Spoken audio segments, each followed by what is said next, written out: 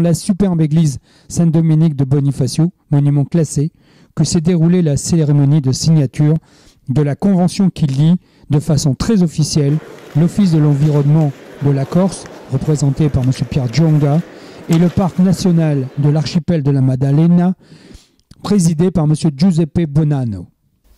Un mariage longtemps attendu et enfin célébré, avec la présence entre autres du président de l'exécutif Paul Giacobbi, du préfet, du sous-préfet, du maire de Bonifacio Jean-Charles Orsucci, ainsi que des présidents des offices Corse et Sardes. Le GECT est un outil européen qui va nous permettre de créer une structure entre les deux aires marines protégées pour mieux gérer cet environnement qui est en fait une structure unique.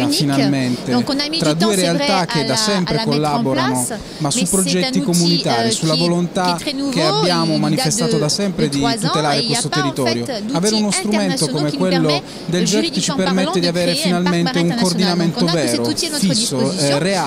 Sul quale potremo lavorare per poter realizzare progetti che fino a poco tempo fa potevano anche sembrare futuristici. La stessa realizzazione del GECT per noi sembrava una realizzazione lontana, ma oggi finalmente è realtà.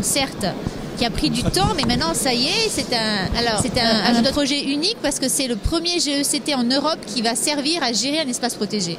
C'est un peu long de ce GECT, mais c'est toujours une épreuve parce que l'Europe, c'est pas simple. Il faut passer d'abord par le niveau étatique, ensuite le niveau européen. Donc la gestation peut paraître longue, mais je pense que c'était le temps nécessaire pour arriver à constituer ce GECT, qui est un espace de collaboration entre deux États pour la protection d'un espace maritime remarquable. Cette étape est franchie et maintenant s'ouvre devant nous le challenge de la gestion de cet espace. Une gestion qui n'est pas simplement une sanctuarisation, mais surtout arriver à développer une économie à travers la protection de cet espace. Ça, je pense que c'est ce qui est ressorti de toutes les interventions, c'est qu'on veut faire vraiment de la protection de cet espace magnifique un outil de développement économique au profit de nos deux îles. De Bonifacio, où il n'y a pas un très grand transit maritime commercial. En revanche, il y a une fréquentation touristique qui est à la fois intéressante et en même temps qui doit être réglementée.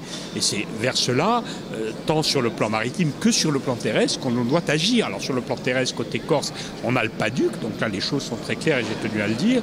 Côté maritime, on a le parc marin, et c'est à travers la coopération des uns et des autres qu'on arrive à, depuis déjà 20 ans quand même, parce que les choses se sont beaucoup améliorées dans cette zone depuis 20 ans, on l'oublie un peu trop souvent, à réellement tenir en main et protéger cet espace tout à fait exceptionnel. Et encore une fois, ce n'est pas à l'encontre du développement économique, bien au contraire, en termes de développement durable, c'est ce qui garantit le développement économique.